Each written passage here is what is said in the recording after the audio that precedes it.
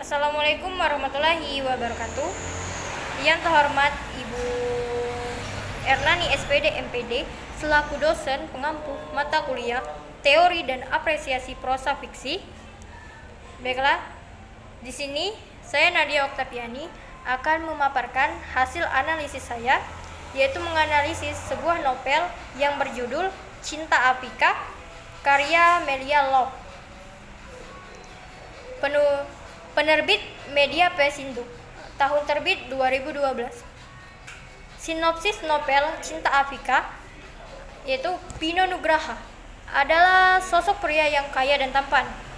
Pino mengetahui bahwa Sheila, pacarnya, hanya memanfaatkannya saja. Dia memutuskan untuk meninggalkan segala kemewahan yang ia miliki. Kemudian ia pindah ke sekolah SMA Tunas Harapan, yang juga merupakan sekolah Zero sahabatnya. Di sekolah barunya, Pino berpenampilan sederhana, layaknya pria culun, dan di tempat ini juga ia bertemu dengan Afrika, lopisnya, gadis cantik dan pintar yang membuat Pino jatuh cinta. Penampilan Afrika yang sederhana membuat ia dikira anak tukang bakso di sekitar sekolah. Pino berulang kali dipermalukan Afrika.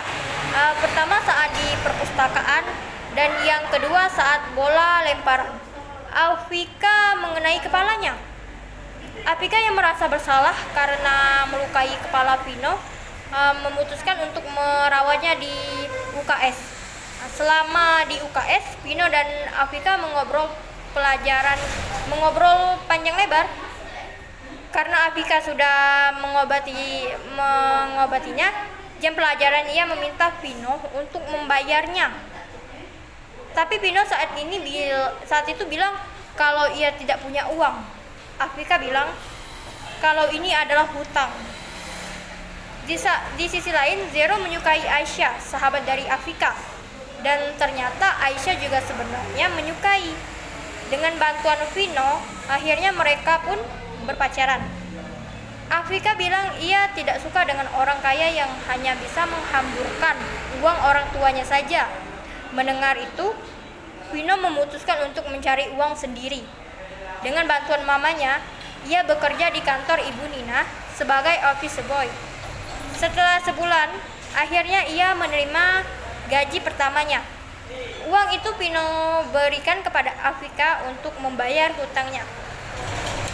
Hubungan antara Pino dan Afrika semakin dekat, tapi tiba-tiba Sheila muncul kembali ke hadapan Pino, dan disitulah semua rahasia mulai terbongkar.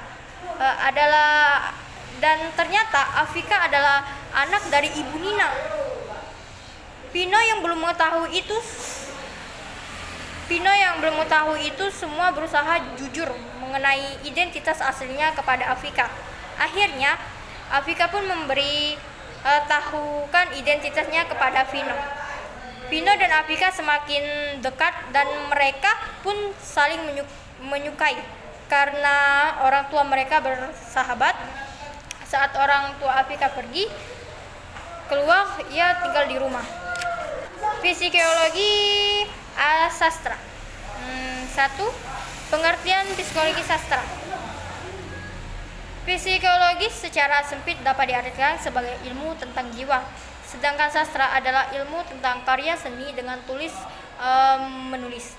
Maka jika diartikan secara keseluruhan, psikologi sastra merupakan ilmu yang mengkaji karya sastra dari sudut kejiwaannya. Dengan bekerja dari sudut kejiwaannya, karya sastra tersebut baik dari unsur pengarang, tokoh, maupun pembacanya. Dengan dipusatkannya perhatian pada tokoh-tokoh, maka akan dapat dianalisis konflik batin yang terkandung. Yang kedua, teori Sigmund Freud. Teori perkembangan kehidupan jiwa memiliki 3 tingkat kesadaran, yakni sadar atau conscious, prasadar atau pre-conscious, dan tak sadar atau unconscious topografi atau peta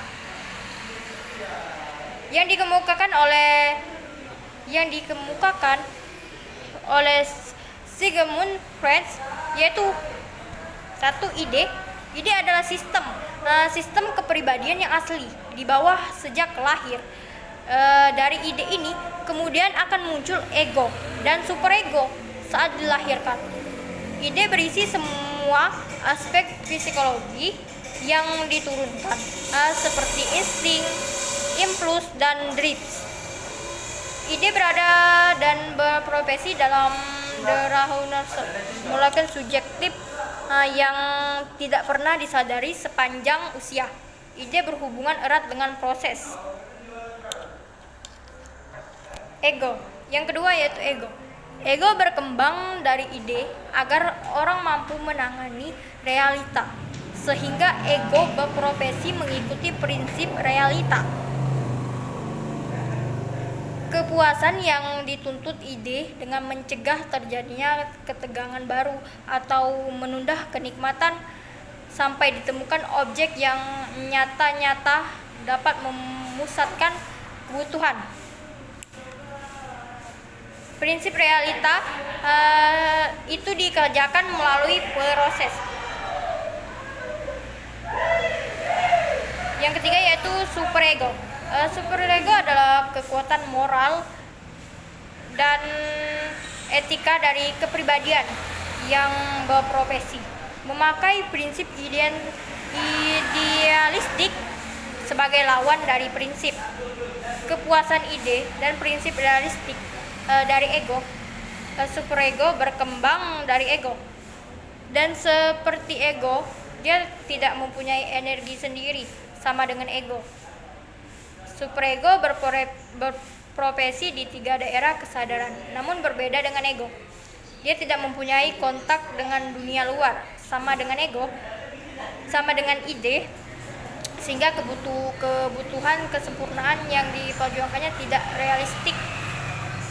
Adalah pembahasan hasil analisis teori psikoanalisis novel Cinta Afrika karya tulis Melia Love. 1. Struktur kepribadian tokoh dalam novel Cinta Afrika karya tulis Melia Love.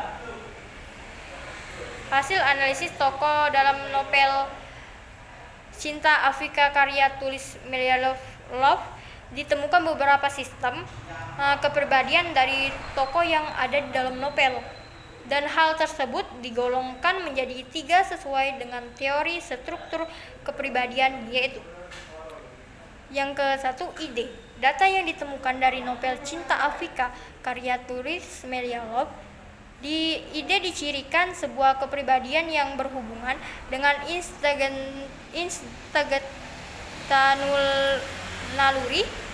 Tipe ini dengan tegas menunjukkan seluruh energinya hanya digunakan untuk satu tujuan, mencari kenikmatan, tanpa menghiraukan apakah hal itu tepat atau tidak, sejalan dengan sikap, perilaku, dan karakter tokoh Pino yang diwujudkan dari novel yang mendeskripsikan sifat tokoh utama yang nalurinya hanya memenuhi kesenangannya.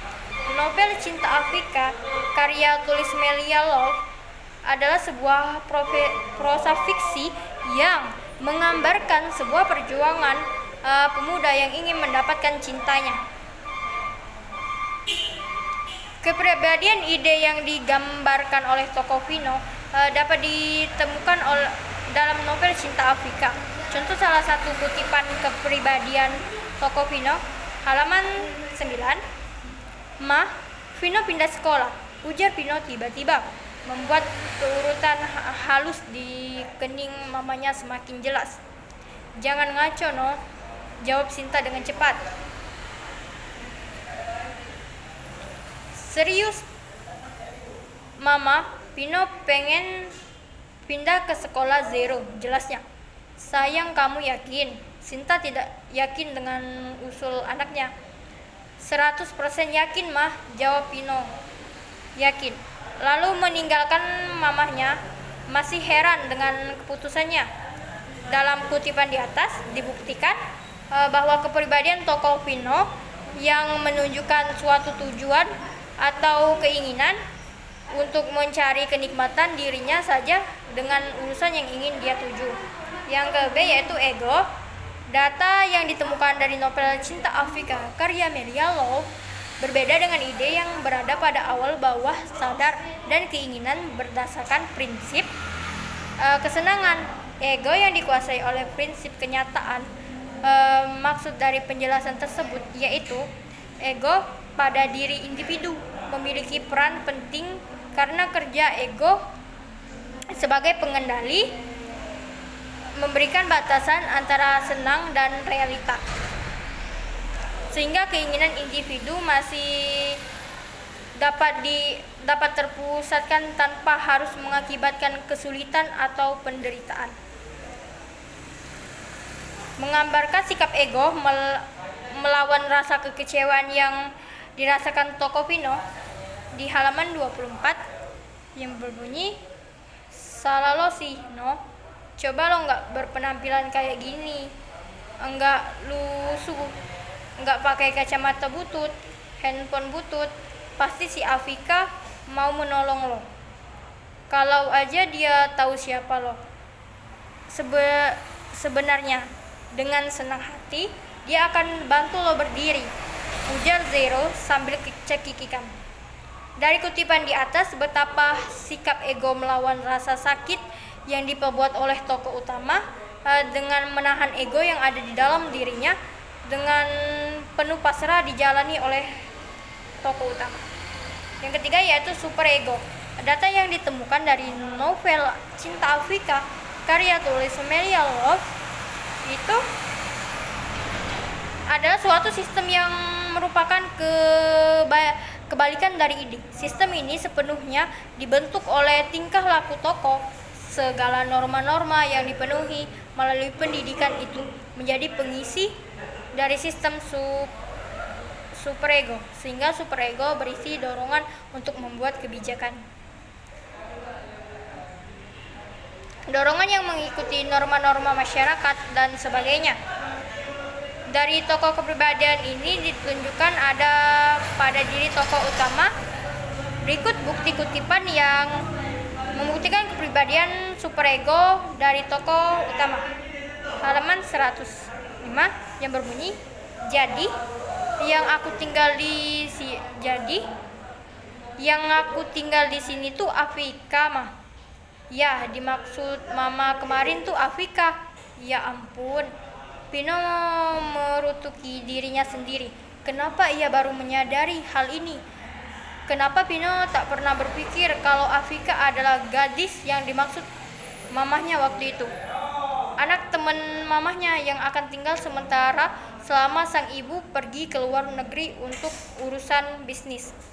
Dari kutipan di atas, kepribadian superego yang tergambar dari tokoh utama yaitu suatu ketidaksangkaan dan dengan yang terjadi bahwasanya ternyata Afrika adalah anak teman mamanya.